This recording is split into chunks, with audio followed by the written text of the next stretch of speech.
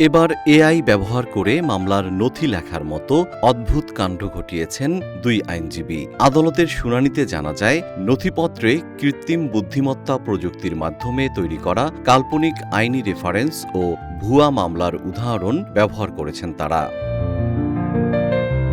ঘটনাটি ঘটেছে যুক্তরাষ্ট্রের মিসিসিপি অঙ্গরাজ্যের একটি ফেডারেল আদালতে। এই জালিয়াতি ধরা পড়ার পর মার্কিন ডিস্ট্রিক্ট জাজ মামলার 4 আইনজীবীকে আদালত থেকে বহিষ্কার করেছেন। তাদের উপর বড় অঙ্কের আর্থিক জরিমানা আরোপ করেছেন এবং 2 আইনজীবীকে আগামী 2 বছরের জন্য উত্তর মিসিসিপি ডিস্ট্রিক্ট আদালতে ওকালতি করার উপর নিষেধাজ্ঞা দিয়েছেন।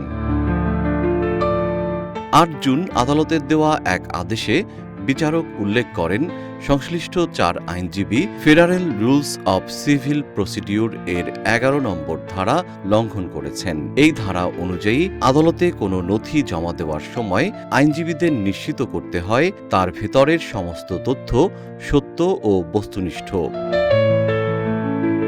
নিজের ক্ষোভ প্রকাশ করে বিচারক তার আদেশে লিখেছেন, এই মামলাটি আদালতের সামনে অত্যন্ত অস্বাভাবিক এক চিত্র তুলে ধরেছে, যেখানে মামলার উভয় পক্ষের আইনজীবীরাই একই ধরনের শাস্তিযোগ্য অপরাধে লিপ্ত হয়েছেন। মামলায় যে 2 আইনজীবীর উপর 2 বছরের নিষেধাজ্ঞা জারি করা হয়েছে তারা হলেন ক্যাথলিন উইলসন এবং ক্যাথরিন উইলিয়ামস। নিষেধাজ্ঞার পাশাপাশি ক্যাথলিনকে $2,500 এবং ক্যাথরিনকে $3,500 জরিমানা করা হয়েছে।